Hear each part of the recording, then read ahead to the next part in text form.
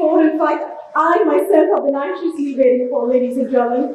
A take-a-date by Padma Bhushan architect, Hafeez Contractor, principal architect, Hafeez Contractor Mumbai, in conversation with architect Harsha Bhatia, author of Becoming Hafeez Contractor, The Making of an Architect. I must see two dynamic personalities, two individuals who I will need absolutely no introduction. You're well known and renowned, but I'm going to take the liberty this evening to give a brief intro of each of them. Trust me, when I read their profiles, I was inspired by their journeys, and I'm sure each one seated out here will do too. Architect Hafeez Contractor's footprints are indelibly stamped across India's built environment. He was born in Mumbai and did his schooling from Boys Town's boarding school, Nasik. In school, young Hafeez was more of an artist with an eye for detail. Born in Mumbai and displaying artistic talent from a young age, architect Hafeez initially aspired to join the army but found his true calling in architecture. In 1982, he established his own practice, driven by a dedication to design excellence and innovative building technology. Architect Hafeez started his practice with a staff of 2 and today has the largest architectural firm in the country with 530 employees, comprising of architects, town planners, interior designers, landscape architects, civil engineers, CAD operators, and graphic designers. The firm has to its credit 2,500 satisfied clients with 72 crore square feet of ongoing projects in 100 cities and 5 countries. The architectural projects have spanned a wide range, including residential and commercial developments, hospitals, hotels, educational institutions, and infrastructure projects. With over 70 national and international awards to his name, I think this deserves a huge round of applause. 70 national and international awards to his name. He has been recognized for his contributions to architecture and has earned a spot on India Today's Most Powerful Indians list. Come on, ladies and gentlemen. Architect Hafeez Contractor designed the tallest buildings in the subcontinent. The Imperial Towers, Mumbai, one of the tallest residential buildings in the world. 23 Marina in Dubai, modernizing the 2 busiest airports in the country, Mumbai and New Delhi, and also designing one of the best cricket stadiums of the world, D.Y. Patil Stadium. Come on, we're going to keep it up to him. Come on. He has also advocated for intelligent land use and proposed solutions for urban challenges, such as slum rehabilitation and urban redevelopment. Recently, he was honored with a Doctor of Architecture degree from Jawaharlal Nehru Architecture and Fine Arts University. Ladies and gentlemen, a thunderous applause, none other than one and only Padma Bhushan architect Hafeez Contractor. Come on. And now, to introduce you all to architect Harsha Bhatia. This gentleman, I must say, definitely an inspiration to many. Urban designer, author editor, Mumbai. He's a skilled urban designer, architect, academic, acoustics intellectual, and author editor based in Mumbai, India. He is in 1981 graduated gold medalist from Sir J.G. College of Architecture, Mumbai University, and in 1984 postgraduate gold medalist from the School of Planning and Architecture, New Delhi. His professional firm since 1986 dealt with a wide range of projects. He is now a high-grade solo practitioner, tenured professor at Risby College of Architecture and visiting faculty in other local colleges. An innovative communicator, he has been invited to present papers at various conferences, and his writings are featured in dailies, magazines, and referred journals. Ladies and gentlemen, he's the author of the book well-known famous book, Becoming Hafeez Contractor, The Making of an Architect, best-selling in top 10 biographies, published by HarperCollins. Come on, a huge round of applause. I'll count you on the claps. Come on, we can do better. Come on.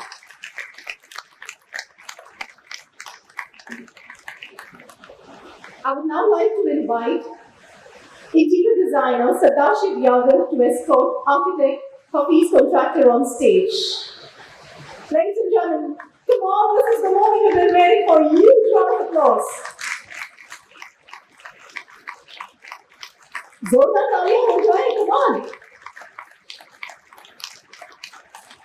Requesting architect Sarmishta Mukherjee and architect Milind Simani to escort architect Harshit Bhatia to the dais. Here we go.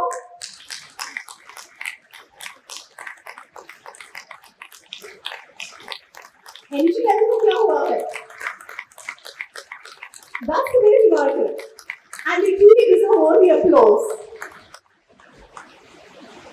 I would now like to request architect Milind Simani to offer floral welcome to architect Hafeez Contractor. Please note, these floral bouquets are beautifully crafted by none other than origami. That's by one and only architect Bobby Vijayawada and team. So huge round of applause. Requesting architect Sharmista to offer floral welcome to architect Harshit Bhatia.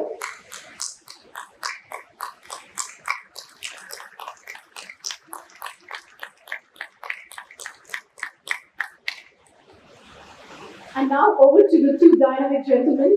Are we ready? Are we excited? Yeah. Come on, are we ready? Yeah. Are we excited? Yeah. Good evening. Good evening. Thank you. We cannot hear ourselves over here, so we hope that you can hear us. Okay.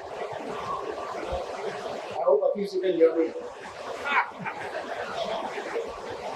We can, but there's a little noise because I have to ask him questions. So you should be able to hear the question.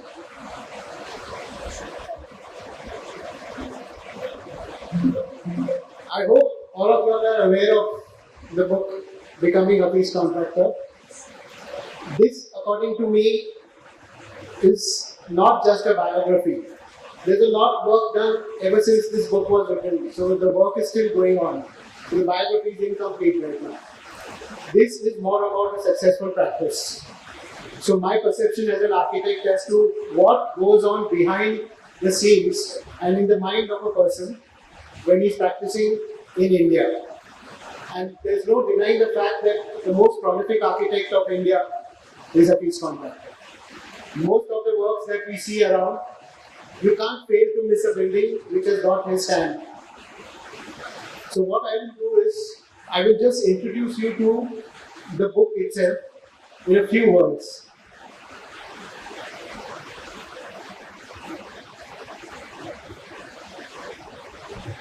You know, I started writing the book with a quotation.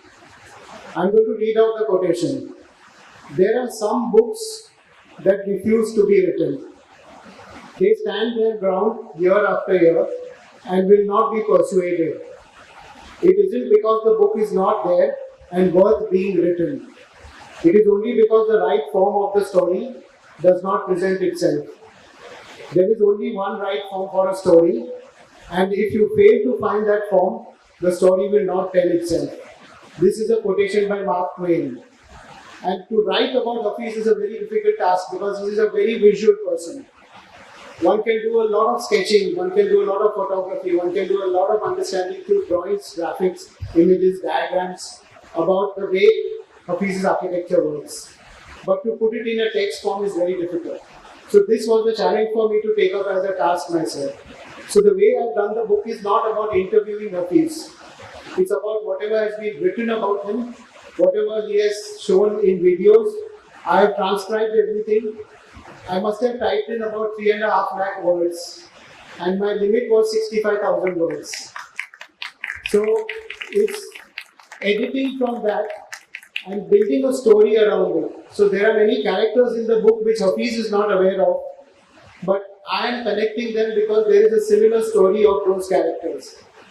To begin with, Edward Durrell Stone, the architect of the American Embassy at Chanakyapuri in New Delhi. He has no connection with Hafeez, no connection with me. But the embassy in New Delhi has Indian elements. And he was the most, you can say, despised architect in America for doing it. So here you have a parallel that we are noticing somebody who's trying to bring in his quality over here, but we as a fraternity have started ignoring the person. But still, the people of India have actually started appreciating it. So I think there's a lot to learn from this. There are various other characters in the book. George Whitett, the architect of the Gateway of India, and so many other buildings in Bombay and Pune. George Whitett was the most prolific architect of his time. And here we have another era where we have the most prolific architect, and we are not realizing what we have in the present. It is the future which is going to show us in historical terms as to who was the architect of the end of the 20th century and now beginning of the 21st century. So I try to bring in characters which have gone in a different way, and not just design. There is a quality of enterprise which Hafeez brings into his work. I will talk about that. I want to know from him how he actually managed to do that. So what we'll do is we'll go through the various slides in which I'm just showing a clue. We are not going to describe the slide, but it's going to be a clue for me to raise a question and Hafeez to think about it. If Hafeez says that no, I don't have anything over here, we'll go to the next slide.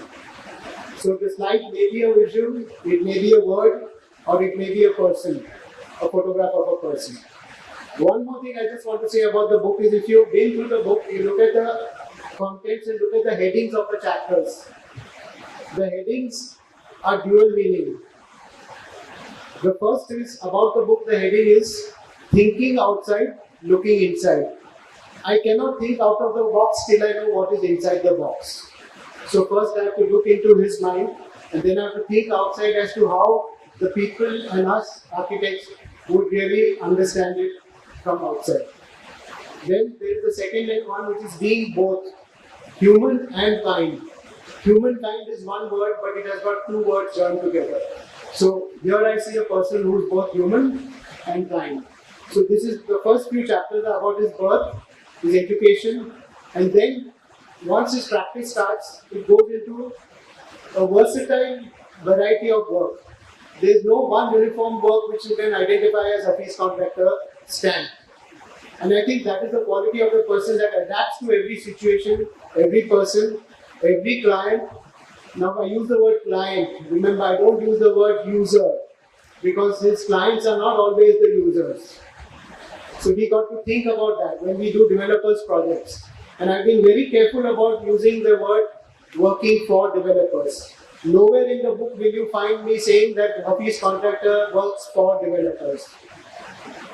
Hafeez Contractor works with developers.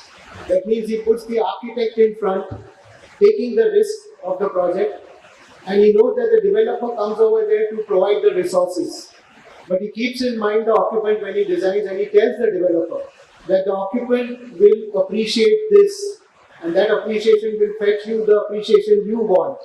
And that is the way he actually works with developers. And I think most of us need to think that difference between working for and working with. To begin with, there is an architect who is born in 1950. Even the Honorable Prime Minister of India today is a 1950 born person. Here we have two personalities who are born in a free India. So the architects who are born prior to 1947 are the freedom from generation. So they were born in the time when we wanted to be free from a country which was colonized. The architects born after 1947 are the freedom to generation. So here is an architect, an Indian architect by birth, who is looking at what could be India's contribution to architecture ahead. And that's how I look at his work now. And I think most of us are now all freedom to generation. So we don't have that worry about getting freedom from something. So these dualities there in every chapter. Being an architect designer and a designer architect. Big difference. Most of us in magazines have seen designer architects. Here we have an architect designer. He redefines the role of an architect. It has to go beyond the obvious of design concept. He's got to look at as to how to make it work, how to get it up, and finally billing in just doing architecture, not just presenting it and moving away. So with every project he has moved on. That's why that versatility is not just with his work but over time. So here I'm looking at this as, if you look at various OTT platform series, this is season 1. There is going to be another season 2 also, hopefully someday, where you will see more of Hafeez Contractor's work featured. So can we have the opening slide?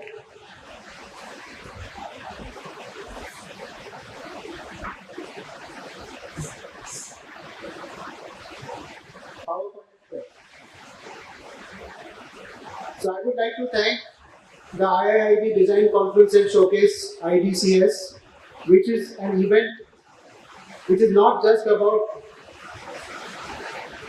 a stall or just exhibition or just design talking, just events which are. It's all about bringing students, practitioners, and the players in the field under one roof. And I think this is an excellent initiative which should happen at all the various chapters. So Thane chapter of Indian Institute of Interior Designers, I think you have done a marvelous job of trying to get this together under one roof. Okay, so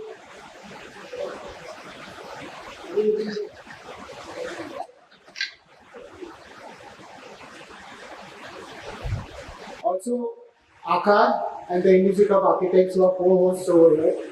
And I'm sure all the sponsors and all the companies which are displayed over there, you all should get a lot of footfall and you all should get a lot of, let's say, people who are interested in seeing your new products. So this will be a good opportunity for those who are looking for new items, those who want to understand what is happening in the field through the practitioners, and also those who actually want to work hands-on with, say, maybe the different workshops for the students. That is the cover of the book. So Hafeez, I want to start with this first slide. Why Contractor? The surname Contractor. Here, this is with my beloved mother, when I had gone to Ajmer the first time, or maybe the second time. And I think I owe everything to my mother, because though she was, I was born 13 days after my father died. So, and she brought me up. She was a school teacher, and for so many years I did not even know how much she was earning. But when I came to know that she had a salary of something like 60 rupees in salary, and I was a very, very naughty boy, and I was put in a boarding school. And how she was paying my fees and everything, and that's so each and everything what I am today, I am because of her. Okay, and I would say that when my father died, I think she was 18 or 19. She could have easily got married to anybody and everybody, so but she did not, because she thought that the guy would not treat me well. So that is what all it was. Okay. And I would say that anything what I was asking for, she gave. Now, why Contractor? I'll get to that. Okay. I come from a family. We are originally from Kalol, that is part of Gujarat.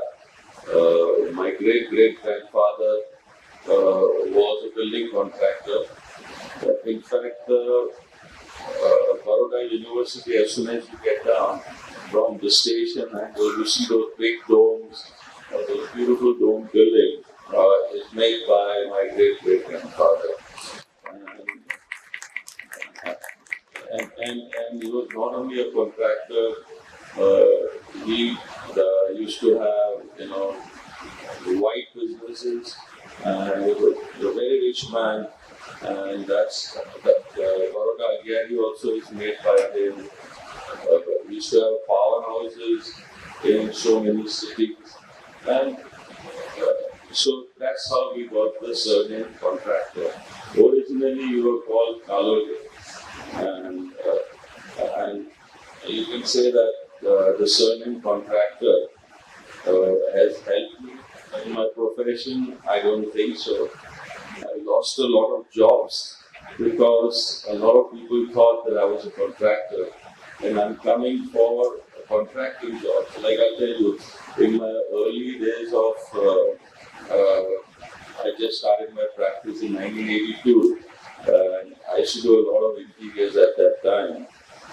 And I'd gone to some very big bank, and I said, I showed him my works and this, that. And he says, yes, I remember, I'll call you and I'll give you the job. Very good. I left. After a few months, I came to know that he's appointed this guy, some other guy as an architect, and now they're going out for contracting. So when I said, what happened? He said, yeah, I'm calling you. So I'm an architect. So you're a contractor. But anyway, that's besides the point. So I would say that besides that one incident, everything has been good, and a lot of people still make fun of me, like Mr. Deepak Parekh of HDFC. Always says he is an architect whose name is a contractor. That's the first thing that he says in each and every word. And again, now Mr. Deepak Parekh, I would say that he is like a godfather. He has helped me getting so many new jobs, and he was one of the guys who gave me the first large job. And that was the INFSL office. At that time, that office building was 5 lakh square feet plus basement. It was the Bandra complex. Bandra complex at that time, just a marshy land. I remember when we used to go to the site, we used to wear, we used to put on a cloth, because when you start talking, mosquitoes would go inside your mouth. There were so many mosquitoes. And everybody said that, oh, you're giving such a large job to this young boy. So Mr. Deepak Parekh sent me with his, one of the main guys, that is Mr. Chandrasekhar. We went to America, and I don't remember the architect who moderated our design, and he gave us the design. It was absolutely perfect, and that's how I got that job, and then we started with that. This was the first building in Bandra complex. Then later on, I have about 5-6 more buildings in Bandra complex. So it's not only just the name. There have been many people at every step.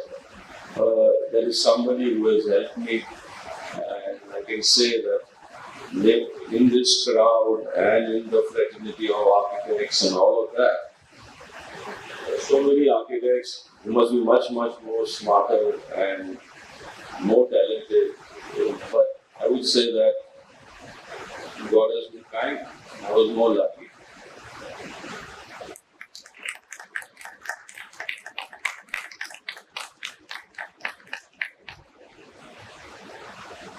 You remember this quotation? There is no luck without hard work. This is when his schooling began. And I think this has remained in his memory. But tell us something about your school days. Okay. As I said that I was a very mischievous and a naughty boy. And so I was put in a boarding school. And in boarding school, I'm sorry to say, but that is a fact, that I never studied, always copied, and got through.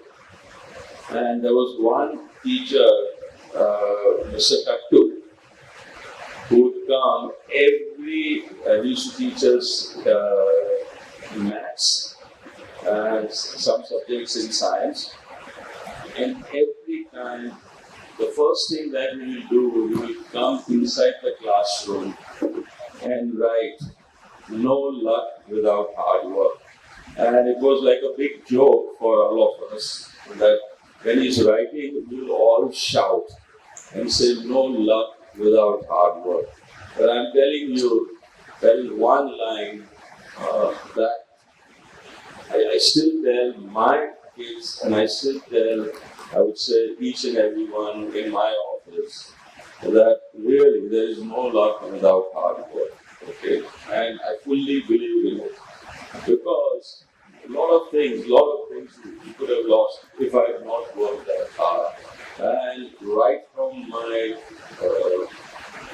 first day in office, I don't know whether I should answer that right now. But my first day in office, I joined Karega's office. I didn't want to become an architect, or I wanted to become an architect, but my uncle and everybody said that architectural education is so expensive. And I just told you that my mother was a school teacher. There was nobody to support me. So I decided I'm going to join the army. I got a letter from the army for Karan Wasla's admission. And my aunt tore up that letter because she said that, oh, you are only one son of my brother, and I don't want you to join the army. So I wanted to join the police force. My mother requested me that please finish your graduation and then join the police force. So I joined academy others. I joined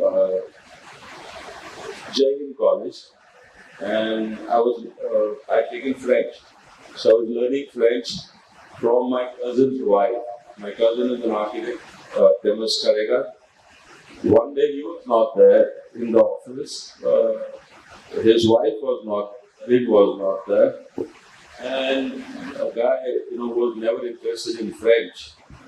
In school, I always used to draw forts. I used to draw bikes. I never knew that this was called a section, this was called a plan. I used to be playing with my other friend, Beram Vijayawada, and he would say, oh, my gun would be firing like this. And so I was aware of all sections, plans, everything, not knowing that this is called whatever it was. And so much so that when I was in school and in the third standard, one day my teacher, Mrs. Nargis Barucha, she used to take English, and in the English class I was drawing, I remember something about a fort. And at that time we used to get beating, like the teacher used to make fun out of us beating us. And she said, you're a useless student. She beat me up. But she said, when I was in the third or fourth, when you grow up, become an architect. Don't do anything else. At that time, I never knew what architecture was all about. So, now I'm in Karega's office, waiting for Demis's wife to come and teach me French. I'm seeing an architect drawing window detail. At that time, we were not that lucky that we used to get aluminum windows and doors and everything. For everything and everything, we have to draw out a detail. So I went to that fellow's drawing board and I said, oh, I darwajo che. So something like a lot of, they said, yeah. So I said, it won't open. He said, how the hell do you know? I said, this has been my pastime. So I said, no, it will open. So I said, okay, let's have a bet. So we had a bet. And so when Demis came, I said, Demis, please, this window, I think it was a window, this window won't open. He said, yeah, but how do you know? I said, this has been my pastime, I've been drawing it. He said, okay, you draw a window detail. Now my abbreviations of wood and glass and everything were quite different, but my construction was right. So he said, yeah, you're right. I thought brother was saying, he called that fellow. I hope everybody understands Gujarati. Okay. So then Temas said, can you design a house? I said, yeah. I used to design forts and dams and things like that. So he said, design a 3-bedroom house with toilets. So I did it in a matter of 1 minute or 2 minutes and gave it to him. So then he drew an axonometric from top. I never knew the word axonometric, but I said, this is from Upparthi. Upparthi joy to Eulai. Can you draw it? I said, yeah, of course. So I drew it. So he said, you stop everything, join architecture today. So then I said, but there was nobody is even giving me a form. So then he called up my cousin, who is also an architect, but at that time he used to work with Kadri at that time.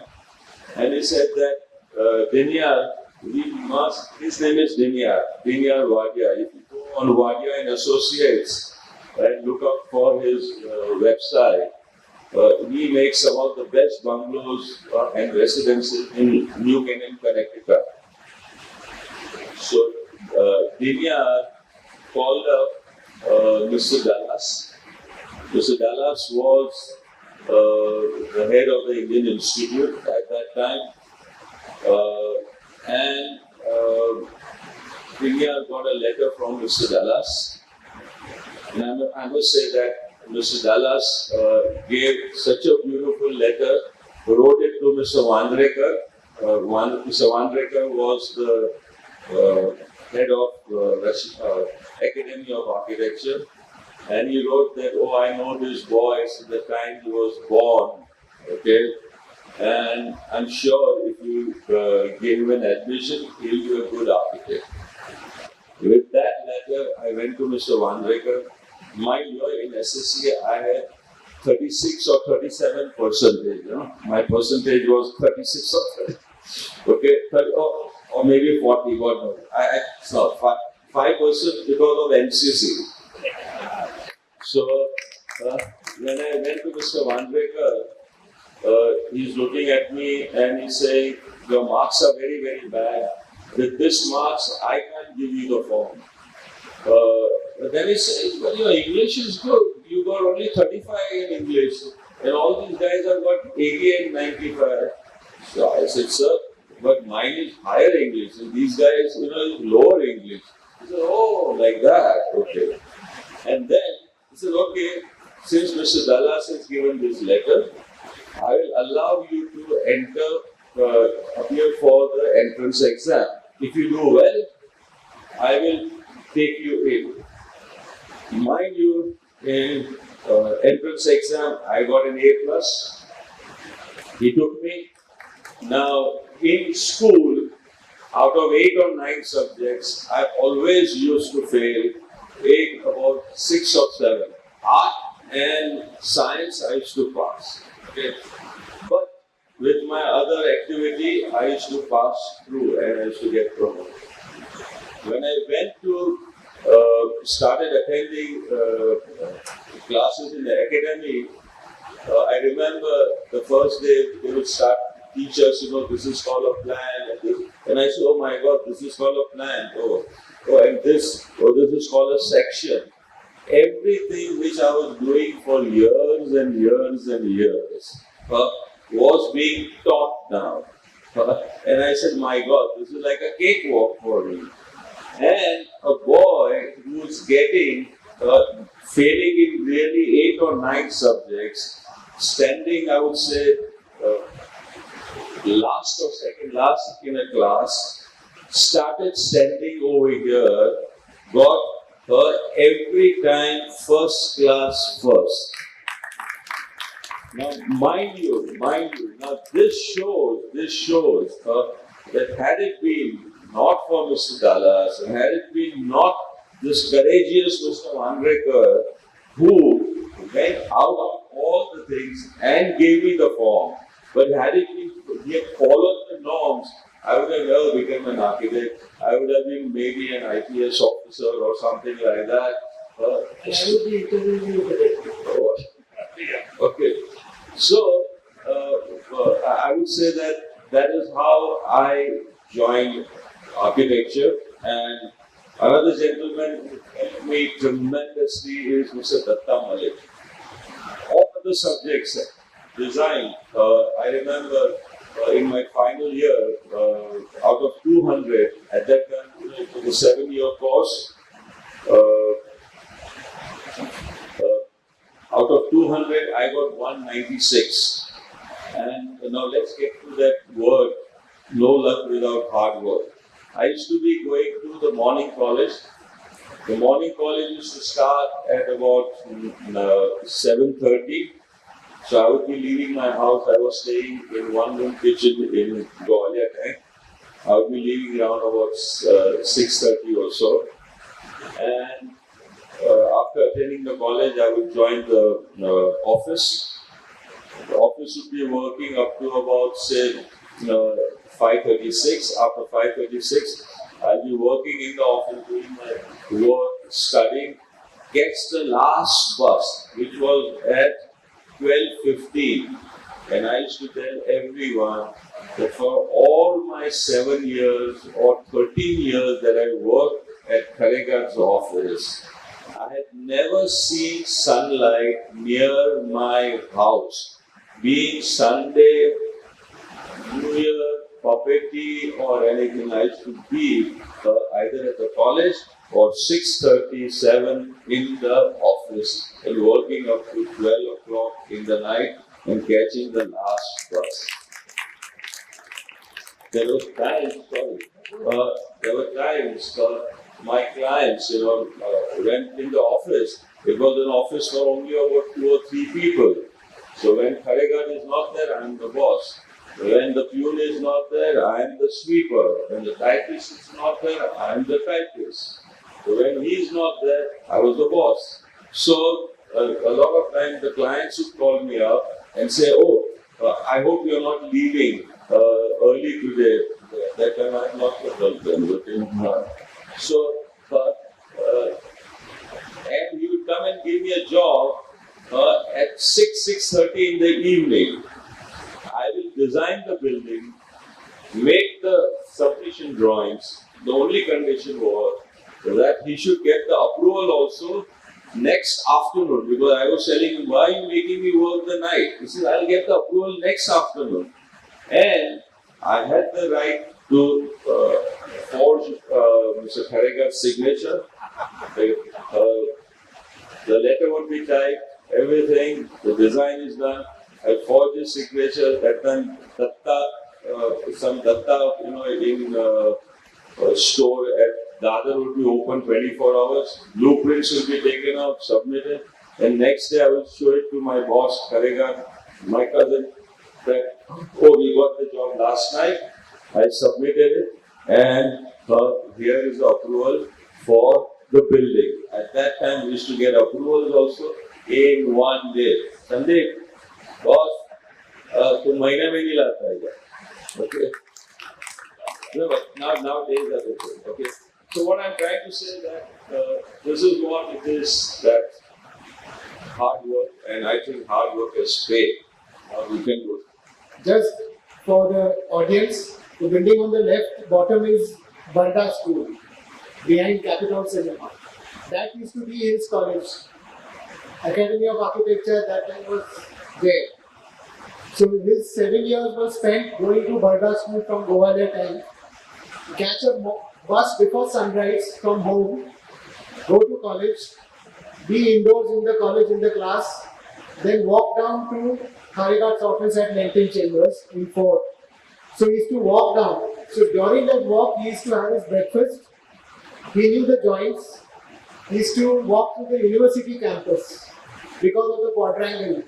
So he was getting himself into a situation where he was observing. In daylight, that was his work. Then once he went into the office, he was working till 12:15 in the night. And I remember him telling the staff and his friends, other his classmates, that when I open an office, I'm going to run it in shifts. Right? Want to elaborate on that? I should tell all my friends, that yes, I will have my office running in shifts, and I'll design the first 100-story building in Mumbai. And up to as late as recently, we used to have office running virtually 24 hours. Today also, now we work in groups. We are around about 600 people, and we have 22 groups. So each and every group has got some submission or the other. In fact, on Monday, there is a large project getting inaugurated in Thane, and that group is working today, will be working full night today, tomorrow, and Sunday. So the office works virtually 24 hours. But for that office also working 24 hours, today we are lucky that our office has toilets. There was a time. We'll come to that. Okay, sorry. This is a student work. I just want to know, Hafeez, what would be the size of the sheets? Sheet size. Sheet knee size also. This big. Okay. These are my drawings in school, academy.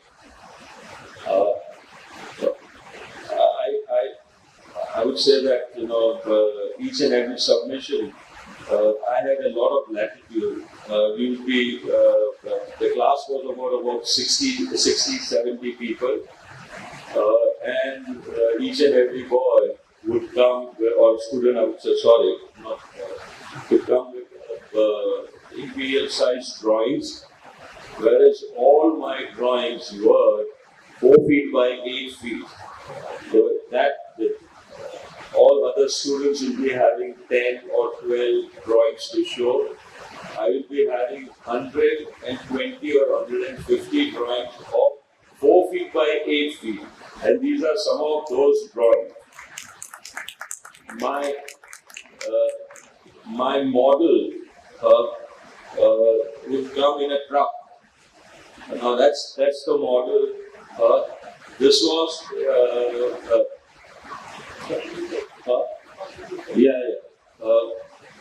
when I graduated, at that time there was one diploma where there were only 2 colleges, that is, JJ and Academy, and both would have one exam.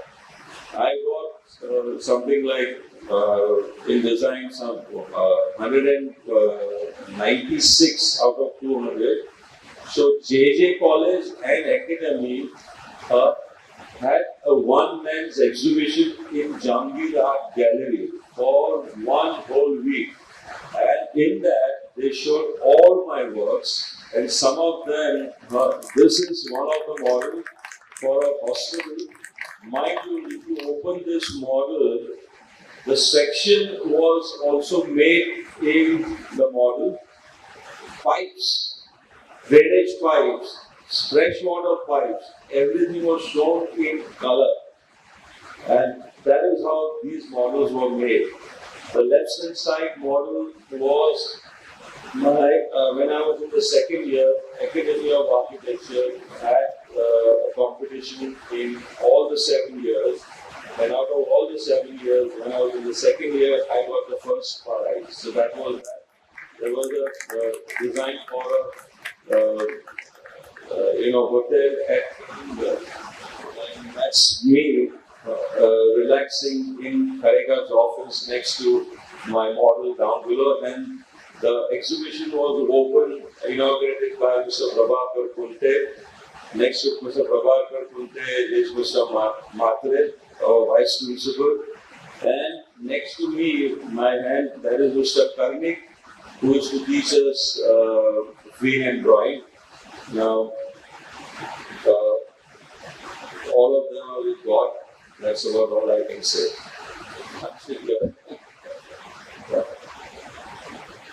Tell us something about going for higher studies. Yeah. Okay. At that time of exhibition, I remember one day Mr. Dallas came in over there, and he's asking me, Now, I have not met Mr. Dallas after he gave that letter of recommendation. He was my external examiner, and which he told me later on. He came for my exhibition and asked me, "Oh, now what are you going to do?" So I said that, I'm applying to go abroad. I haven't yet got my admission, or I don't know where. So he asked me, who is your guarantor? At that time, to send money abroad was very, very difficult. Though I had applied for Idcs Thane and I had applied for Tata Scholarship, but I had no guarantor that I will give the money back. So Mr. Dallas asked me, so I said, "Sir, I don't have any guarantor." He asked me, "What does your father do?" So I said, "My father died before I was born." So he said, "Come tomorrow to my office, I'm your guarantor." Now, mind you, like a fool, I took the form without writing my name, without writing the amount. And Mr. Dallas is looking at me and he said, "Dika, Puru Naam up. Puru Naam." So I said my name. He wrote the name and he signed down below. And he says, "Here is your form. I am your guarantor." I said, "Sir, you haven't written the amount." He said, "You write any amount, I am your guarantor." Mind you, then I was lucky enough that the Tata selected me as a Tata scholar. So it was very nice of Tata, because at that time to send money was very, very difficult. So all the money of Idcs Thane was also transferred to Tatas, and the Tatas never asked for a guarantor.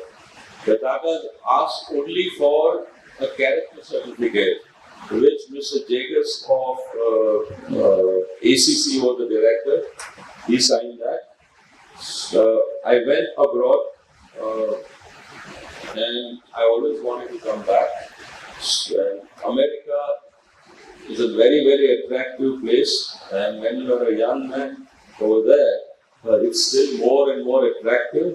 So, and I knew that I'll never be able to resist that attraction. So I graduated in the afternoon and I caught a flight in the night, because at that time they were having a graduation party. I said, "Forget, even if I stay for the graduation party, I'm not going to get out of the entanglement of, Okay. So caught the flight, came back. And in the first year, I went and gave back, returned the money of the Tata's, whatever loan that they had given in the first year. And it was about, I think, Idcs Thane came to know. And Idcs Thane said, "Oh, you can't do this. You have to give half money here and half money here." I said, "Sir, they haven't taken any guarantor signature, but only a character. So I'm giving that money." So he insisted. I had earned enough in the first year, and I gave the Idcs Thane money also in the first year. I went to Mr. Dallas with a box of, Mithai, and I said, "Sir, I have returned all the money," and I gave the thank you. They said, "I knew that you will return."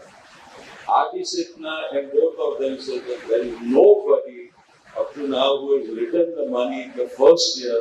There are guys who have gone abroad and stayed there for so many years and still they are not returning the money.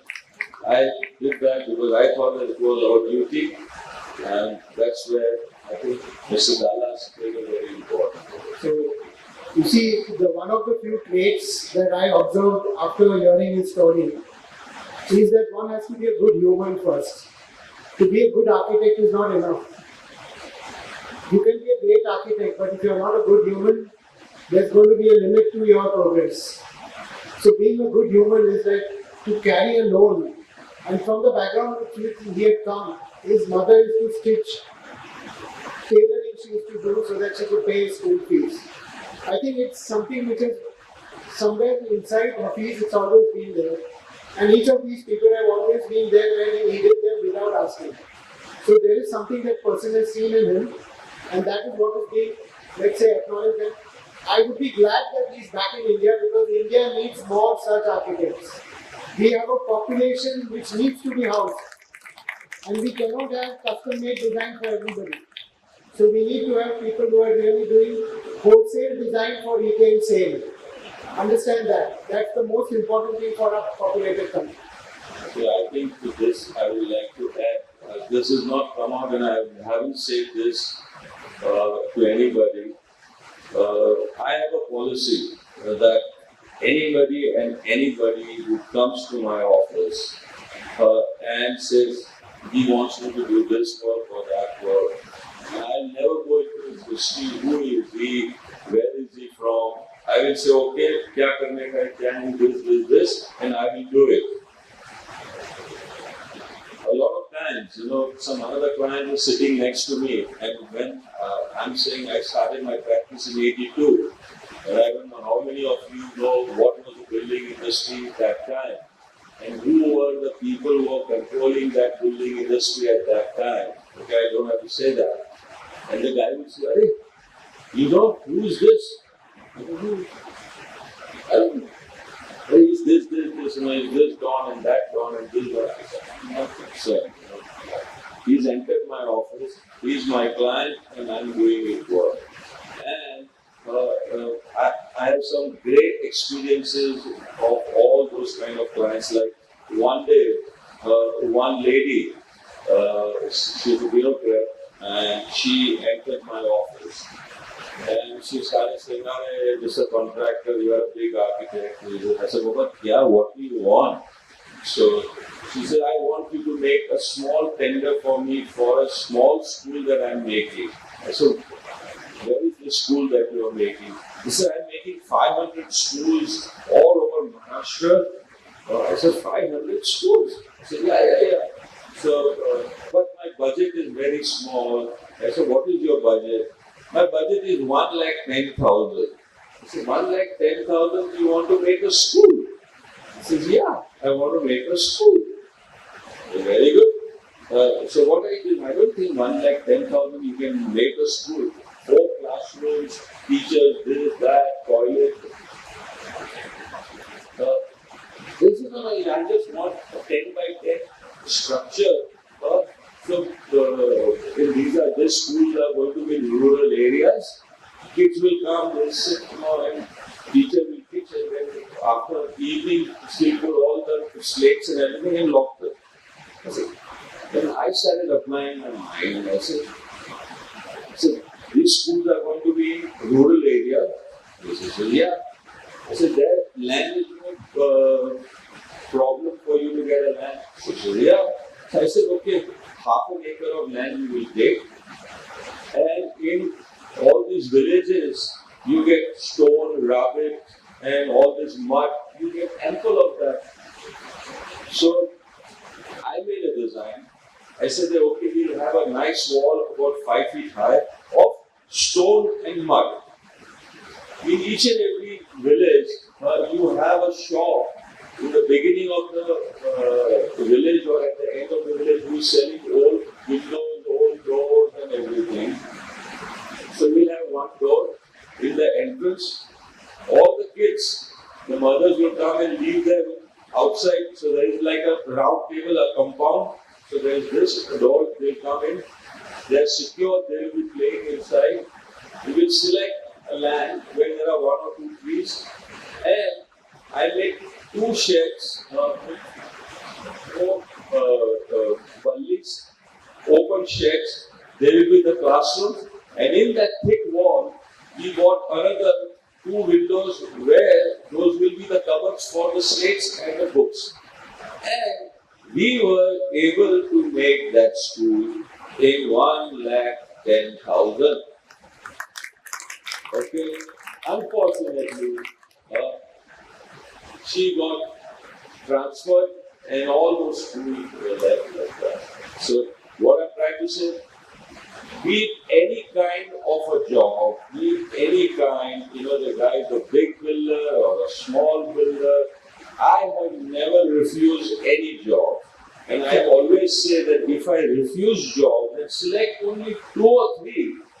Anybody and anybody can make a real superb thing. A lot of people ask me, which is your best job? I said, best job in what way?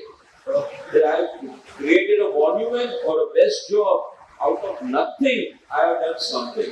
A lot of people only look at, oh, what a magnificent building that has been made. But for that, there was no problem of the site, there was no problem of money, there was no problem of time. And anybody can do it. Now here is a guy who comes and says, "Arey, I bought this plot, I want the design by tomorrow morning." And I have done that. Like this one. This is a building, Vijayawada. The client came to me in the afternoon around 2 or 3, and you can still go and meet him. He's still a builder and we are still working for it. And he came and said, "Hey, Hafeez, I want you to design this." At that time there was this land ceiling, 80 square meter flats. And he's a Marwadi client. So he said, "Hafeez, I want all my bedrooms to be 10 by 14. So I, like a fool, I said, karenga. The toilets has to be this. I said, karenga. Living room 20 by 20. I said, karenga. Then suddenly I said, living room 20 by 20, this many. So then I said, Kirti, this way, only this much goes more than 80 square meter. How will I design? Can't have. You can't beat arithmetic, So area is area. ये सारे से अरे राजा दिमाग लगा ना हो जाएगा. ऐसे राजा दिमाग लगा ना हो जाएगा. I'm saying, to myself, you're a crazy man. How can you, 10 by 14 is 140, 20 by 400, and all that. How? I said, no, what I did, I don't know, have you seen Meghmala? The Meghmala, the rooms are curvilinear at the edge. So I cut off that small triangle in both the bedrooms. The living room was 20 by 20. I cut it into one side and made it into an octagon. So that triangle went, and I gave him in 80 square meter, 10 by 14 room, 20 by 20 living room, which nowhere he was getting it. No other builder was giving it. So some of the worst demands, if you apply your mind, we have come up with some very, very nice design. And if you have seen Meghmala at Goregaon, you can see it from the highway. It was one of the earliest towers. If you've seen Jaws, the film Jaws, so the idea is that it also gave it a different aesthetic. You understand, it's not just about what the client is missing, but structurally also the structural engineer found that a challenge. And he was equally impressed by taking up the challenge. All these kind of demands, like say, how did the round opening came about? I was doing Om Sagar, and Om Sagar is a building at Valkesh, Narayan Dabalpur Road, and Kamal Hatkar was our structural engineer. And the client said that we don't want any columns in the room. We don't want any columns in the room. So what Kamal did, outside the toilets, where the ducts are there, he made a U-shaped column. Now, when he made a U-shaped column, I had to have opening and ventilation to the toilet. At that time, nobody would give. So I started talking to Kamal. I said, Kamal, how can I do this? He said, Kamal, I'll tell you, Kamal and Kamal's father are my guru as far as structure is concerned. Because Kamal will always say, Hafeez, you have to look at it in this way, look at it in this way. So then Kamal told me, Hafeez, don't you remember Meccano? I said, yeah. He said, Meccano. And in all slotted angles, what kind of openings do you have? I said, round openings. Round openings, take up the stress. So, because if I were to do a square opening, stresses would go at the edge. So a U-shaped structural column, I made the round opening, and the structural column also never lost its strength. That's how the first round opening came about. And I remember I did that. I had worked the whole night and completed the elevation of Om Sadai. My boss came, Kharegat came and said, "Arey, to math થઈ ગયો, goal opening શું કરે બધું?" But I said, no. This Kamal wanted the column and I wanted the light and ventilation to the toilet. So we made this. So then, and now, that round opening has become, you see it all over India. It has become an aesthetic form, but nobody knows how it came about.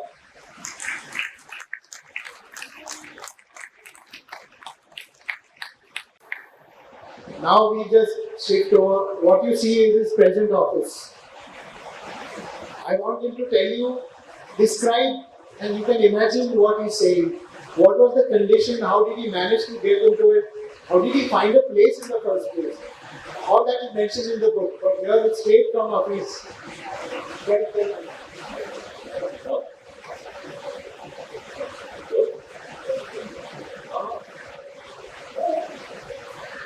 Okay.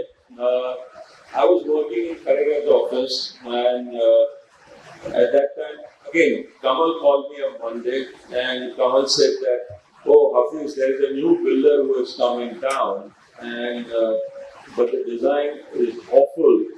So why don't I'm fixing up your time with him? Why don't you go and meet him?" So it was a Friday. I was supposed to go and meet him, so I went and met him at the site on Friday, and I saw the client.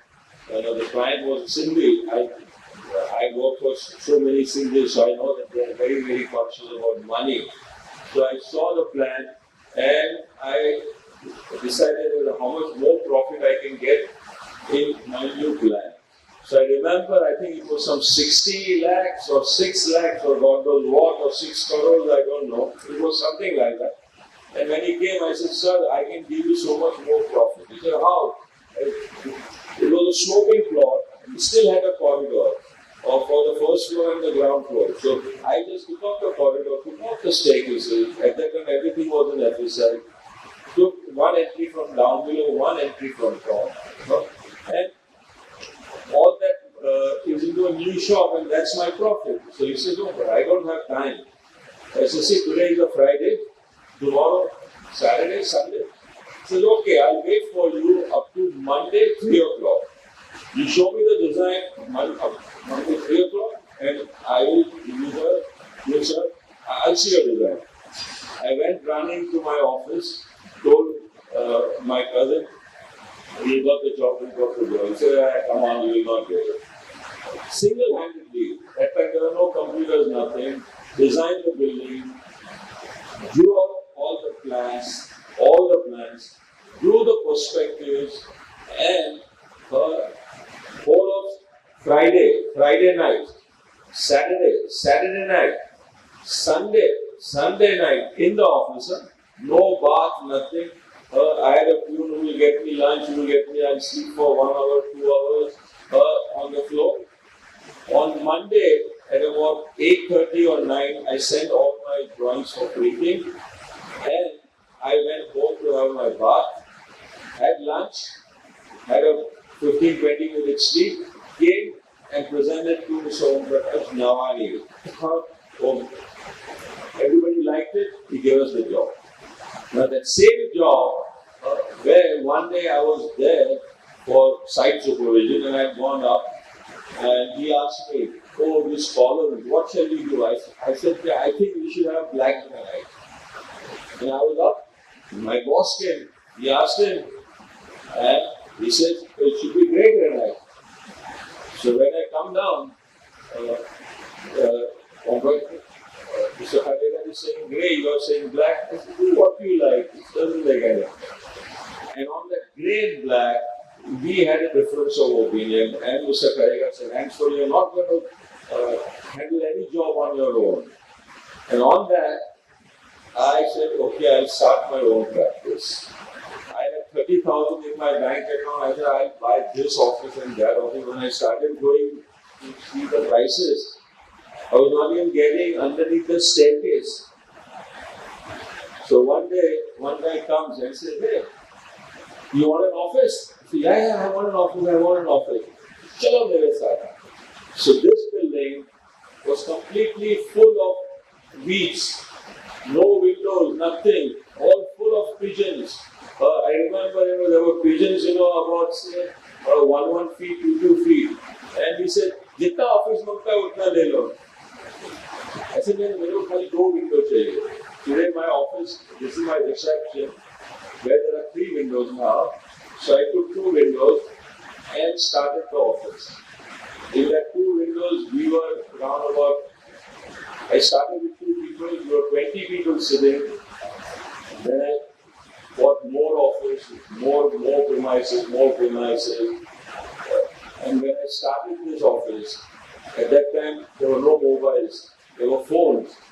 We had to buy a phone, and I paid 5,000 to buy a phone. That guy gave me the number. I printed my number on my card. There was no phone, it is a dead instrument. So I had 2 clients at that time. Every half an hour or 1 hour, I'll run down and call up both my clients. I said, did you try to call me? I said, yeah, your phone is not working. But how the hell it will work? There was no connection. But I would keep in touch, and that's how I started my office. Then later on the phone came. One fine day, half of my building collapses. Only the staircase stayed. The toilet goes off. So we had no toilet, no water, nothing for nearly about some 6-7 years. We used to go to Monument Circle. But now God has been very, very kind.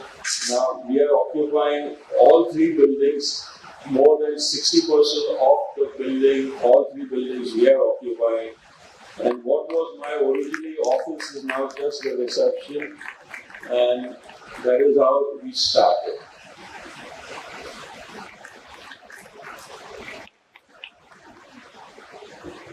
What you're seeing here is 20th century representation techniques. These are the type of perspectives that were being done at that time for the projects. Hafeez has got this enterprising mind. He actually started an industry of artists who would actually focus on doing these works, and they were actually also benefiting out of it. Hafeez, tell us something about your experience with one of them. As I just said it, that in those days, I used to draw my own perspective. But when you start getting more and I used to do my own perspectives, I used to do my own photography. I used to enlarge my photographs. All of that I used to do it on my own. But since, after I started my own practice, there was no time for doing all that. So, and at that time there were only 1 or 2 guys who would be drawing perspectives. I remember he'd say, how is he now? He used to draw perspectives, but then he would take days and days and days, and at any given time we would be doing so many jobs. So we identified Faraj Sheikh, we identified Avinash Gokhale. These were all artists who would be doing perspectives. So as soon as I leave my house, the first stop would be with Mr. Faraj Sheikh. And I can tell you, Mr. Faraj Sheikh's perspectives were just not perspectives, they were a piece of art. And I owe a lot of success. A lousy building also is making good growth. And that's how, as I said it, that there have been many people who have helped us in my success, and Faraj is one of them. Lots of many. We have named them in the book. Many of these artists actually had a journey along with Hafeez. So he's not the person who would leave it to somebody. He would go there early in the morning Before his office began, he would go there, see the work, then go to the office rather than expect them to come to the office. So he would have a schedule. Even today he maintains a diary. So this also program, if you remember, I think when we had gone over there to his office, we had written 11:30 was the talk show by mistake. He would be here in the morning if he did correct it. It was supposed to be 5 o'clock. So enterprising is a word which is not only about this. I don't know whether you recollect any of the architects of the earlier generation of our generation. Nobody had brochures. How are we selling these premises which were being constructed? So there's an entire industry which has grown along with Hafeez's practice. That is why I use the word architect designer, not designer architect. Because as an architect, you are actually taking charge of seeing that your client, who is a resource provider and not the occupant, is also able to sell that. So that you are able to give him the occupants, but you are giving him the enterprising aspect of it. So there are all these agencies which started creating these brochures, and Hafeez used to actually interact. So it's not just about sitting on the board and designing. And I think it's should design brochures also. You should design brochures. I remember when I was doing work for RNA and all my initial clients, there were no landscape guys. I used to do my landscape. There were no services consultants. I used to do my own services drawings. There were no guys making brochures. I will be making the brochures and showing it to the client. Let's do like this, let's do like this. So the industry was completely different. Today we have landscape guys from Singapore and brochure guys from model makers from Hong Kong and model makers from China. I had a model maker, Sule, from Ghana. He used to make our model. But God, really, now the guys do it on time. That time I had to go there and bag of Sule, jaldi kar. But he used to start with with blade, that Bharat blade. Times have changed. But architects have not changed. I think we are marginalizing ourselves if we are not taking on these responsibilities. And that is one of the reasons why we are not being heard today. Because we have started slotting ourselves into custom-based projects. Here is an example of doing everything under one roof. I think today you must have all heard of Stone Age. You heard of Stone Age? Industrial Age. You heard of that, man? Electronic, this, that. Have you heard of Blonde Age?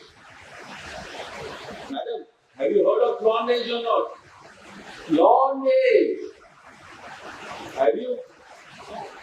We are right now in Blonde Age. You know why? Because all our clients, they will employ guys from abroad. The guy is nothing, he's an absolute useless. I would say, I've seen their plans. And I tell my clients, this plan mein ye mistake hai. Structure wise, the building is 40-45 floors. Okay? And he has done a plan whereby in structure only the guy is losing out so many crores. In structure, he is losing out so much of FSI. We tell the clients, and I've done plans, taken those plans, redid the plans, and in each and every building, I was getting 35 lakhs more of the same area. If you do a proper structure, but still, अरे ये तो इसने किया है यार, इसने किया है, कैसा चेंज करेंगे? We are in that blonde age, I keep on telling some of my boys also who have got white hair, अरे blonde करा दे, अपन. So, I must tell this story. I won't say the name. Okay, we have got a very large job, and he's appointing me as the architect. He already appointed me as an architect, and before giving a final letter of appointment, he's asking me, who's the world's most famous architect? So I won't mention the name, but I said the name. I said there's nothing like world's most famous architect. He is famous. He said, oh, you know him? I said, yeah, I know him. It was around about 12:30 in the afternoon. Can you call him up? I called him up and I said, okay, here is my client. He said, can I go and meet him? I didn't know for what he wanted to meet him. He had already appointed me as the architect, this one, but he never gave the letter. He said, let's go and meet him. We went and met him. And he's telling him, oh, can you see your work? And he's seeing his work. And he said, no, I don't like this. I don't like this. I don't like this. Then, when he's showing his work, there is a building behind. He said, oh, I like that. And that guy said, oh, we don't do this. We don't do this. And everything fine. We left that guy's office. Then he's telling me, show me around, it was some city which I've never seen. I'm not naming it because I didn't. Then he said, Mr. Contractor, let us get some foreigner along with you. I said, oh, what you like that building, I can do. I've done so many buildings like that. I've done the whole of Hiran, I've done this. He said, no, some foreigner. By the time my brain, I had also lost my mind. We had a guy driving our cab. We had taken up, and I asked him, hey, do you want to be an architect? He said, oh, jolly well, sir. Little foreigner. A British. He said, here is your architect. It is that they want a white skin. They want a blonde guy.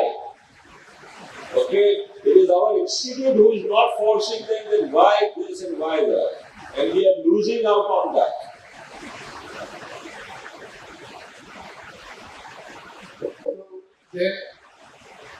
When the book was written, it was 30 plus years since their practice. But now this year they completed 40 years, right? Yeah, we should do season 2 also.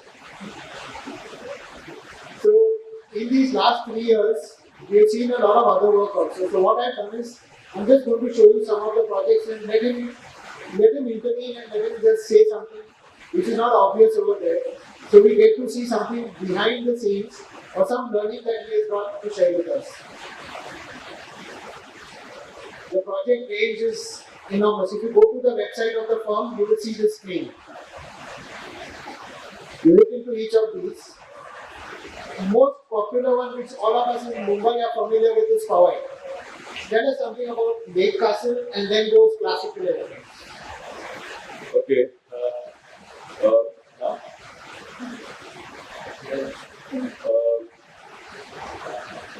I had done one building for Hiran at Warsaw. It was called Beach Classic. And Niranjan and Surendra called me and said that come and meet us in his office. And he said that, oh, you'd like me to do a building in Powai. And to be very frank, I had also gone to Powai only once or twice in my life at that time. And there was nothing. It was a barren quarry. The road was only about 12 to 13 feet wide, hardly any cars going there. IIT was there. So, I wanted to put Powai on the map of real estate of Mumbai. So the first thing I did, and he gave us the last plot, the whole plot in front of him. So I made a 22-story building. I made a 900 feet long building. Then I wanted to see the hills. So I made 2 large cutouts in the building. So from that you could see the hills. And I wanted each and every flat to look at the lake. But if I make so many flats the same, then there won't be any sales. The velocity and the sales will go off. So what I did, I made something like 90 different flats. Some with a deck, some with a bulge, 2-bedroom, so this area 2-bedroom with a balcony, 2-bedroom with a double height, a deck, so everyone would come and say, oh, I want on this floor, I want to do a nice balcony, so I will put a balcony. So make each and every flat into something different. Mind you, this building became a hit. Hiranandani's came on the map of real estate because everybody started talking. अरे वो opening में से plane जा सकता है. When brokers start selling it, they can do anything. But it was a great success. Then comes the next sector. Then Surendra comes and says, "Hey, bhai, now I'm not going to give you so much money to do this kind of highways and all granite and all of this. I want you to make something very, very economical and which can withstand, maintenance." We started doing different kind of designs. I made one perspective, second perspective. They said, no, this is not good, this is not good, this is not. Finally, one day he was in my office and I said, well, why don't we make palaces for poor people? So what do you mean like palaces for poor people? I said, all palaces in India are classical. Why don't we make all our buildings in classical style and they are all for ordinary people? He said, who will make classical building? Have you ever seen a classical building 14 stories and 15 stories? I said, yeah. And we started studying all classical design and we started making classical buildings first time in India. Today you see so many classical buildings all over India, but it started with a purpose. And after this, we made Infosys, we did so many things, and this has given an identity. So much so that a lot of people, when I was working for Godrej, the head of the design is telling me, Hafeez, I'm giving you this job, but I don't want my building to be a classical building. I said, okay, fine. But after like half an hour or so, I asked him, hey boss, where do you stay? Oh, I stay in Hiranandani. I said, very well. He said, don't make it. He said, no, I like the ambience. So it's the ambience, and everyone today talks about this, and it's the ambience. And it was a new style which we are very, very happy and proud that we started it. So, if you notice carefully, the first project which he did was as a designer architect, Lake Castle. But with the understanding of the client, saying cost cutting, time frame, his ideas went into giving the people what they can be familiar with. That is why you find that the classical elements and the proportions in which it has been done, if you look at it, there is a base, which is your ambience, which you are going to walk around, you are going to feel that. And you look at the tops. So there's a cornice and then the classical bands start again afterwards. So you literally have the proportion of a palace in the sky. And this is what the people of India have started appreciating. That is why people are moving into buildings which they are familiar with. Lake Castle remains one of the best mega structures of this 20th century. It was to be featured in Danister Fletcher's History of Architecture, if you all are aware of the history book. But there were other competitions and we did not get it. It was nominated for that. So you see the difference between an architect designer and a designer's approach to architecture. So when you work with a client like a developer, your mindset has to be changed the way he has actually changed himself. And I think the developers also benefited from it. So the book is also trying to bring out that essence. We as architects tend to look at classical as a regressive, but the reality is that classical is here to stay because the people can identify it. There was a survey by Times of India a few years back, and they had asked a lot of people what kind of architecture you like. A few people said, oh, we like the architecture of VT Station. Some people said something else. And a few people said, oh, we like architecture of Kanchenjunga. And that was only 1%, 2%, 3%. 75% of the people said that we like architecture of Vijayawada gardens. Now that's the I would say that, how famous and how much it is liked by people. So since you mentioned Kanchenjunga, I just must share with you. There was one day I was walking past Pedder Road and I saw a few people from Gujarat, with those frocks and they were standing with a turban. They were standing and looking at Kanchenjunga. And I asked them, what are you looking at? So they said, Ama suit upwards. What may be happening in this building? So I said, it's an apartment building. So Ama ghar che? So, the people do not identify houses with architectural approaches. You've got to understand that there is going to be a simplicity also involved over there. And obviously, as architects, we all appreciate these, like Moshe Sappi's Habitat 67. Habitat 67, and so we have some of these cases. Lake Castle is one of them. We don't find it replicated. If it was successful, it would be proliferating. It is not. So we got to understand that what is proliferating is the classic. Even other architects are not following this. Tell us something about this, where instead of only building above, you're building the ground above the structure. We are doing a lot of work and we are still doing for ONGC. And one fine day they asked me that they're already, this is in Dehradun. They showed me the site photograph, they took us to the site. And Dehradun is all small hills, big hills. And the site was on top of a hill and it was a complete lychee farm. And they said that, we want to put up a 6-story building over here. And they've already designed that building also. And he said, if you just hope peak pe jara acha kar do, acha elevation de do, and we'll build it. So I said to Baba, I don't think, first of all, that we should cut all these lychee trees. They're nice lychee trees, and I'm totally against it. But then said, we want a building. And I said, I don't want a 6-story building coming up in this nice wooden landscape. So we had a small valley. So I made in the valley, which was very big, I made another hill. And from far off, you feel that the building is like another hill.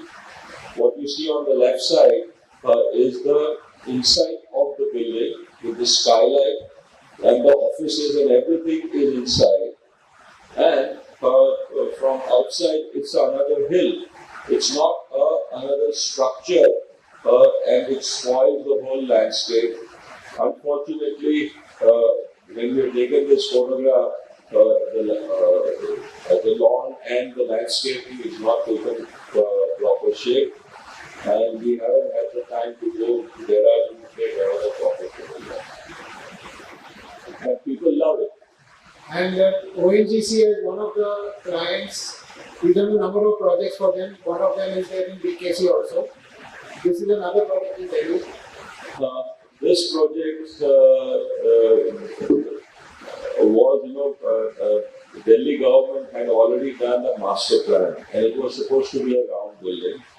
It got stuck for years and years and years because it was coming in the ridge. And when we went to the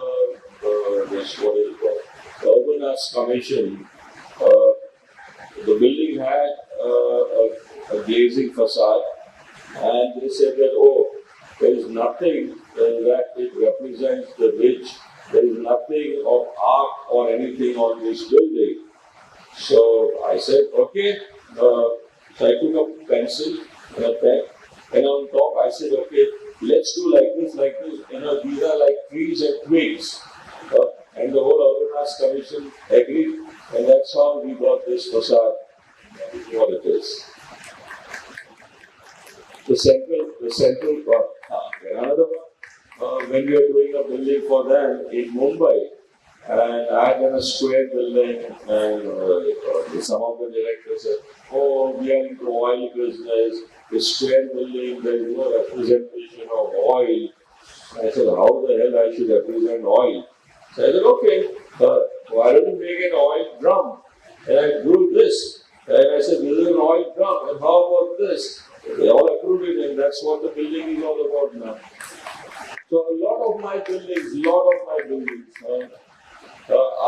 design in front of the client. I don't go back and say, oh, I'll think it over and come. Because I always feel that if you get to anything in front of the client is part of it and it gets approved. Same thing happened with the ICICI building which we did in Hyderabad. We had done one. Now that's where we'll talk about the speed. ICICI guys came to me on Saturday and said that we are having a competition of some 3-4 architects and we would like you to be part of it. So can you, and they gave us a requirement and said that we'll have a presentation in another 7-8 days. I said, okay. We are working on Saturday. They said that Mr. Kamath is flying abroad, so we want to have the presentation on Monday. We worked the whole night, Sunday, everything. On Monday we went with 2 or 3 alternates, we went there. No other architect came. He liked one of them, he gave us the job. And he says, I want the building to be built in so many months, this. On Tuesday I get a call that Mrs. Morkoria, who was the deputy to Mr. Kamath, doesn't like the building which we had done. So Mr. Kamath calls me and says, oh, she doesn't like it, so how about let us do like this, let us do like this. So I just saw Mr. Kamath drawing some squares. So I said, sir, give me the paper.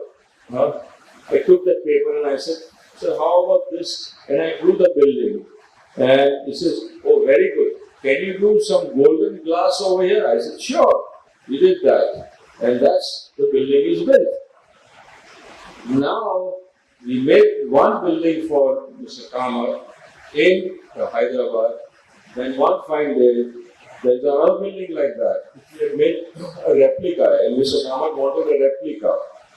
We want to make one in Hyderabad, one in Ahmedabad, and one in Bhubaneswar. Mr. Modi is there on the dais. The building is getting, Bhumi Puja, and Mr. Modi calls me, Mr. Kamath calls me, like that. And says, Mr. Modi wants one of the tallest building in Ahmedabad to be this building. But he said, I don't want the design to be changed. So I made a pinnacle, changed the design there and there, and showed it to Mr. Kamath on the brochure only. And he showed it to Mr. Modi. Both of them liked it. But Mr. Kamath said, I'm not going to give you any extra money. I said, sir, little bit. A little bit. And that was approved. So a lot of my designs are approved across the table. And what happened to what is it called? Vastu on Worli. Vastu on Worli. Okay. I just want to add something to this building. Now, we've all seen the shape, the connection with the oil barrel. During my research of some of these projects for the book, you know how the common man has perceived this building. I came across a blog where, by Deepa Krishnan, she writes, the beer can at BKC. The beer can at BKC. She could see this building from her house in Sion, and from her apartment she saw this shape, and she called it the beer can. Now, this jokes apart. I don't know whether we are aware that, sometimes we get carried away just by the shape, by the form.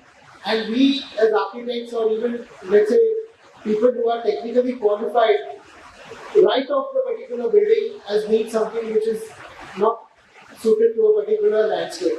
But this is a platinum rated LEED building.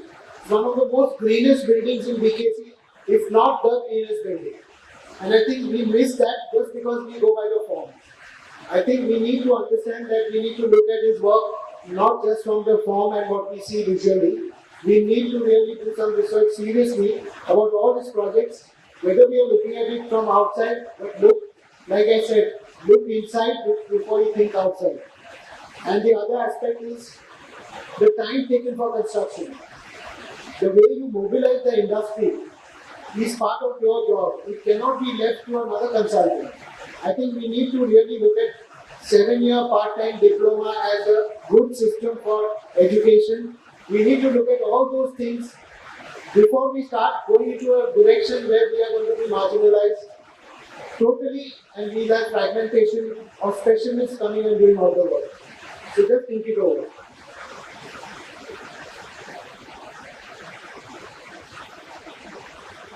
Monsanto is an interior project right for this particular forum.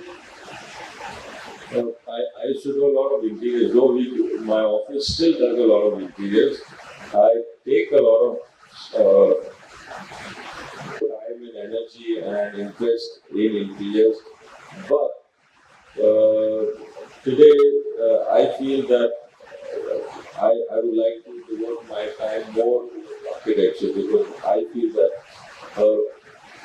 there's a different storyline to the interiors. This was done for Monsanto, and I'm very proud to say that we have designed the Herman Miller series for this Monsanto building office, and Herman Miller made the series and sold it all over the world for this building. Here, all the colors of India, the chakris of in different colors. The inlay, Monsanto being more of a food, the inlay was all birds, animals, rather than some pattern. And it was a very, very interesting interior. People from all over the world, whoever used to come, they used to really admire it.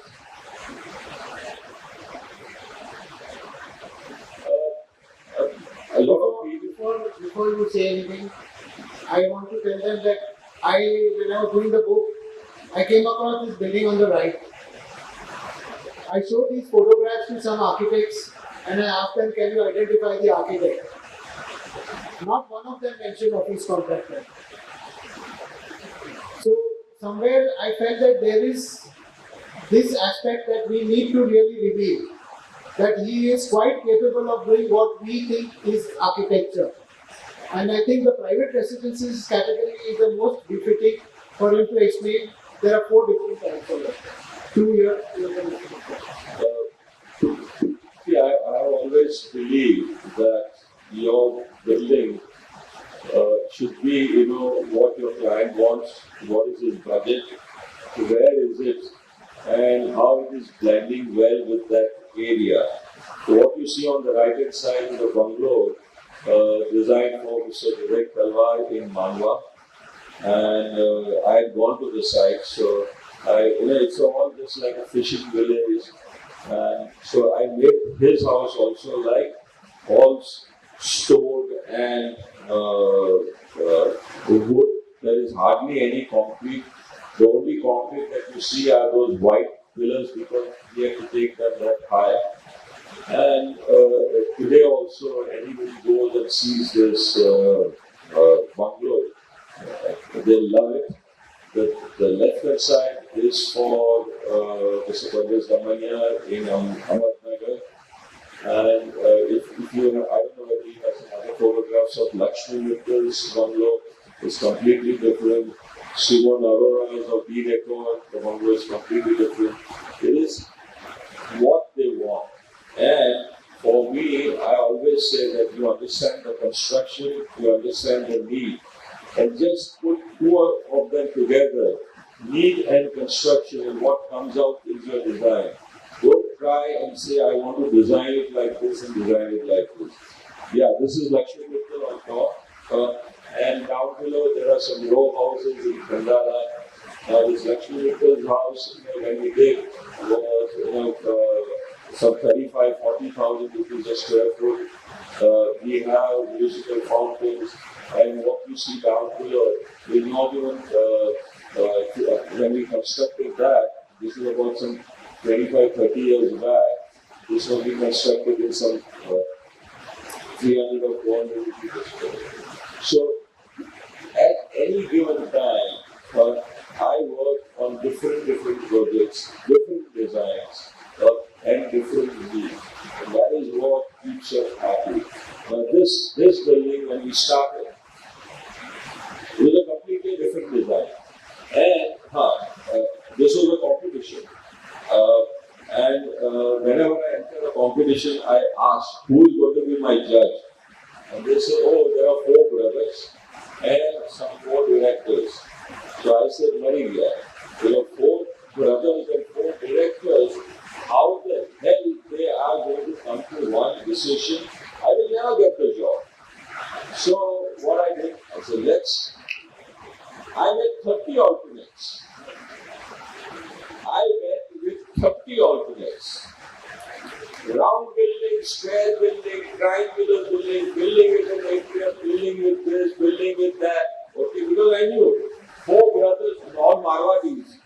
Some fellow will say, "Mere ko price manta hai." Some fellow will say, "Mere ko ye logo manta hai." I said, and I told them also, each and every one of you, I can do what you want. But I don't know what you want. And you have never said also what you want. And you are calling me to present. So how? I don't want to come here and present one and get a kick on my ass and go back home. I come here to get the job. And I said, what do you want? There is a place of Israel. Arey, idhar hai. This one. Ye wo kya manta hai? Ye manta hai. Idhar hai. Okay, this. So 4 brothers, 4 directors. This is a... Acha, I like this. Some fellow said, I like this. I said, I can give you this also. I can give you this also. Make up your mind. So, but at least I was in the race. So then they say, okay, we are select. And mind you, 30 designs, 30 perspectives, 30 plans, 30 everything. I always say, you have to kill the client in one shot. Okay? Otherwise, he will kill you. So, then they selected six designs. Next presentation after so many days. इसको जरा ज़्यादा develop करके लाओ.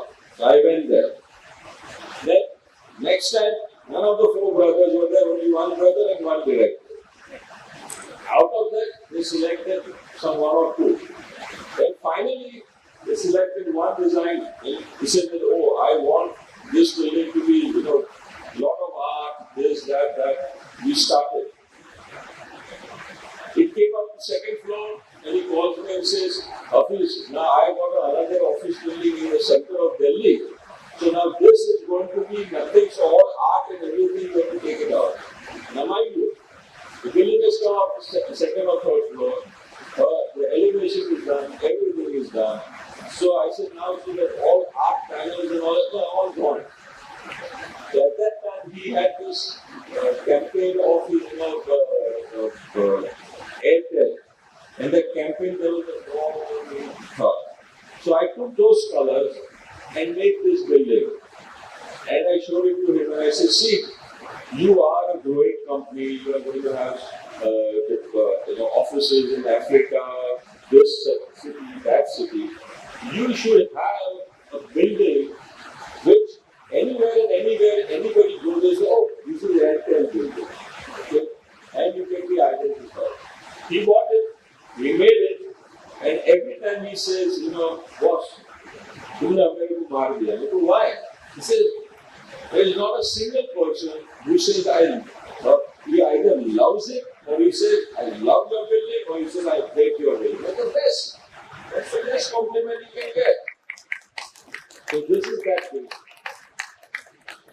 So, I always believe that love and hate come from the same emotion. For hate is love without facts. So here today you got the facts. This is the buyer building. Now here, we are doing this building. This is the best story for blonde age. I was given this job by the local buyer people, and it was one of the first office buildings in Iran. We did 1 design, we sent it to them, 2nd design, And the German guy will say, no, useless design, useless. After about 10, 15 designs, the local Germans also got fed up and I also got fed up. And then say, appoint somebody else. And the local German guy says, we are very happy with you, but do something else. So I told them, okay, wait. At that time I was courting my wife, we are still courting, and her name is Pearl O'Connor. So I told my associate, Rajiv was handling this building, and Rajiv, take out the first design that we did for buyer, which they rejected, put Pearl's name as Pearl O'Connor consultant, and send it to Germany. Mind you, Pearl O'Connor, O'Connor, the building, the design was approved, which they had rejected. Now that is the extent of power of blonde. My wife is not blonde, but still, the O'Connors are, so, समझ लो, power of blonde. Most of us have seen some of these offices before these interiors happened. After visiting Times of India, after this interior was done, I was feeling that I should visit it more often. I think Times of India was one of the few buildings which got this opportunity for Hafeez to do an interior. And actually, when you see the interior and you see the exterior, you find that there is this understanding of the past and also trying to make sense of the present. And while we are talking of this, you can also talk of the Bombay VT station. See, Times of India, it was Pritish Nandi who introduced me to these people, Samir Jain. And the first thing I asked him that Samir Jain talks very, very philosophically. So I said, how would you like your interior to be? So he said, my news is eclectic. And I want my interiors to be eclectic. I said, very good. So he had all the, those fire pipes. He had cast iron columns. He had some walls which were, stone. So I said that, we'll keep all of that. And to that, we will add all Jharokhas and everything from Rajasthan. We'll paint some walls. And with Samir Jain, we went to Shikawat, bought some Jharokhas, asked those guys from there to come and paint. And there was a large floor. There were, I think, some 40,000 square feet of what was worth. I made steps so that I could see the last area. And the whole office is completely open air. There are only about 3 cabins right at the end. I think it was as big as this space. And there were no false ceiling, only false ceiling just to hide some pipes. And it has turned out a very, very nice area. And then we connected to other buildings. And I think it was a superb job. What Arshil is talking about VT station. VT station, we were asked to do a ticketing lounge for VT station. And when I went there and I asked him, the guy who called me was, he wanted me to design the counters. So I said, what is your budget? He says, 60 lakhs or something like that. And I said, how big is the area? Some 50, 60,000. How it happened in this much? He said, no, मेरा तो खाली counter है. But the flooring में क्या है? वो that will be done by civil department. अच्छा? तो उसका budget क्या है? वो उसको पूछो. And I said, who will do lighting? No, that is electrical department. तो उसका budget क्या है? उसको पूछो. Electrical separate, air conditioning separate, this civil separate, the counter separate. And one guy say he's the electrical guy, I'm the civil guy. He will not even look at me. He will look over there and say, "तुम मेरा काम करो फिर मैं आता हूँ." If I do the false ceiling and you have not done your wiring, how will then उसको ऊपर कर डालूंगा. He was not bothered. He said, how will I get an interior?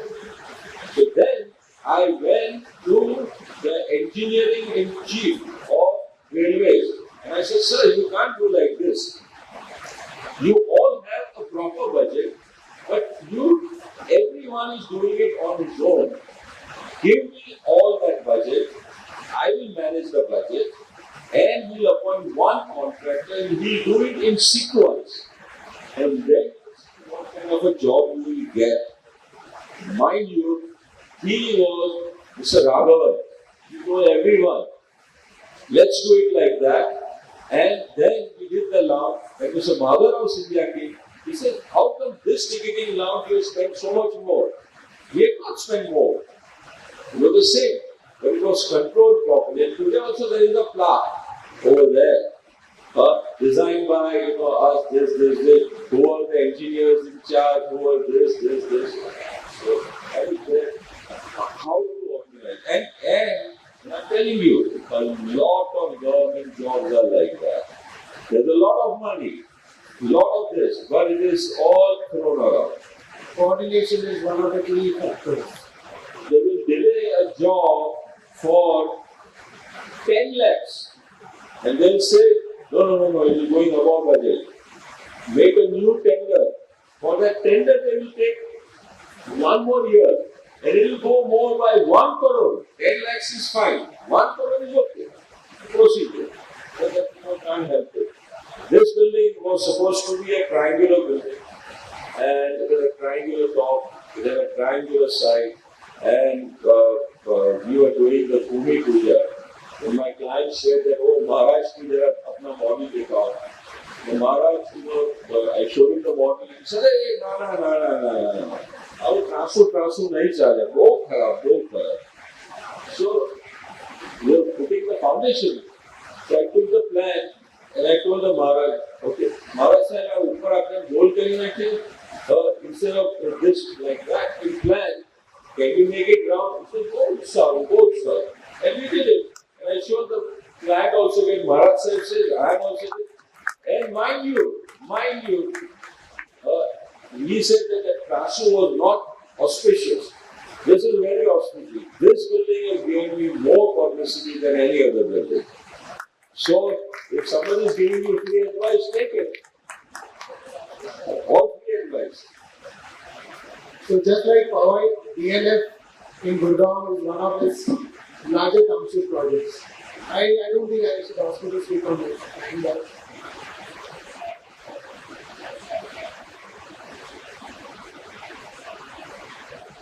ICHA, we don't have it.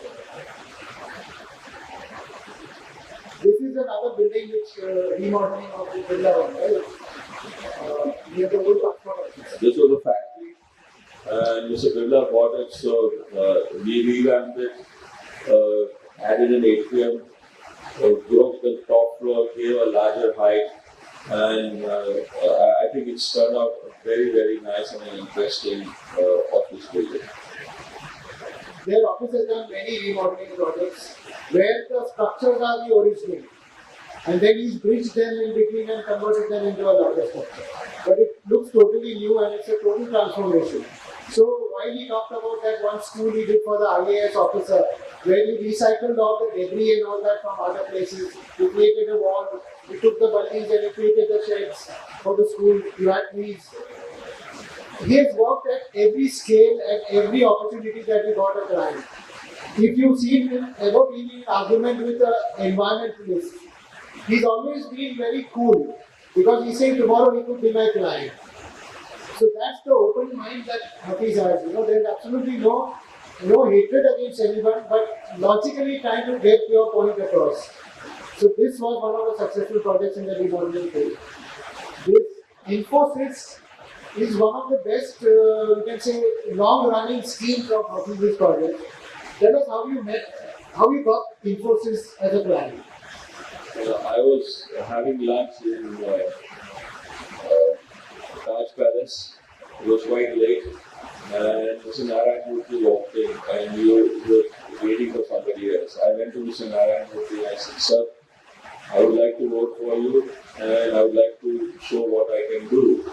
He says, okay, come and meet me.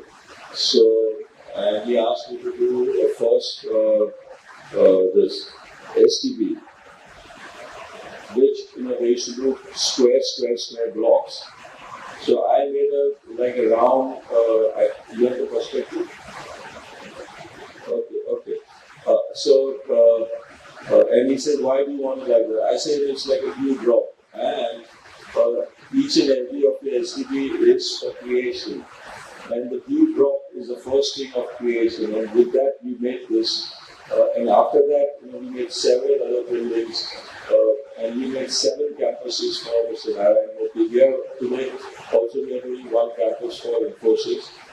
But now the speed of building is not as this was another one which we did for Infosys in Chennai, but this was not built. This was the first job I lost. And I can tell you, if I had gone to present it, I would have won, but I was not willing and my assistant won. And this is really a lot to do with personal relation. And a lot of people say that no, it's not like that, but I say that it's a lot to do with personal relation. Yeah, this one, mind you, this building was designed in a plane. He told me, and each and every building of Mr. Narayan Murthy gave us the job. And he said, I want the presentation in 4 days. 4 days. So this building was, you have this paper that it's done on a newspaper, and I normally design a lot of buildings with a blade. I done this, I gave it to my guy the next day. He presented it and it is built. And just next to this, just next to it, you have the global education. And next to it, we have made the Global Education Center. Oh, yeah. Yeah, this is for China. He selected our design, but he asked a foreigner to implement it because he said that you will have a lot of problem implementing your work in China because you don't have the context. So some American guy will do it. And this is the Global Educational Center, which we did just next to that STB 5. And Mr. Murthy is very, very proud of it. I'm also very proud of it. And all his work, we have done it in a contemporary style. When he wanted a Global Educational Center, he said, I wanted a global government style. And it's there. Look at the scale. Look at the human being. The columns are 7 feet in diameter.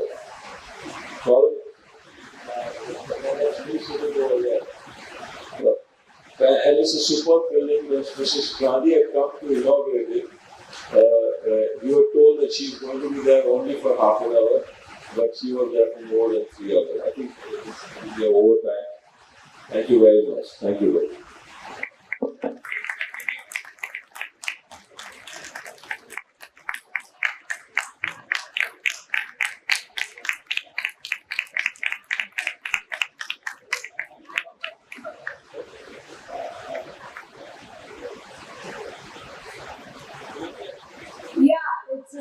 It's a different question. There are 2 questions actually. One thing is when you lose a job and you have designed already and you lose a job, how bad you feel because you always get involved with the design. That's one thing. Second is, what is the main reaction when you became an architect? What's your mother's reaction? How happy? I mean, what was she sort of?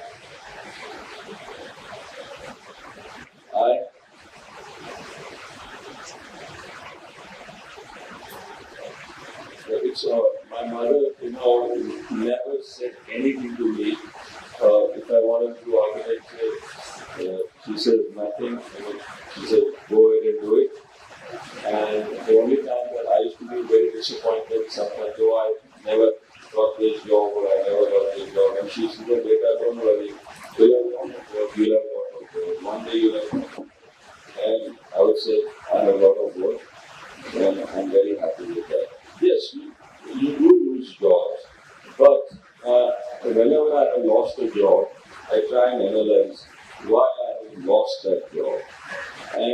see to it that I make up for it for the next year. And that has helped us tremendously. And nowadays, when we make our presentation, we see to it that we go for a killing. We just don't go for just doing a little bit here and there. If it is little bit here and there, don't waste your time. You go and squash the guy. He should not be able to say a single word. Then only you do your competitions. Otherwise, don't do it.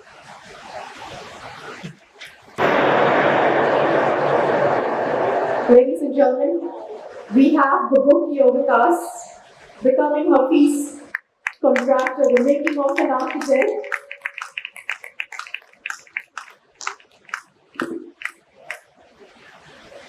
Ladies and gentlemen, I would now like to invite architect Sarosh Wadia to present a memento to architect Hafeez Contractor as well as to architect Harshad Bhatia. All I can see, what a journey. Oh my God. I think, come on everybody, a huge round of applause. And I must say, the most humble person I think we all have witnessed. His journey, his life, his story. Firstly, thank you so much for bringing that all out to all of us out here so we can get inspired by your life, by your journey.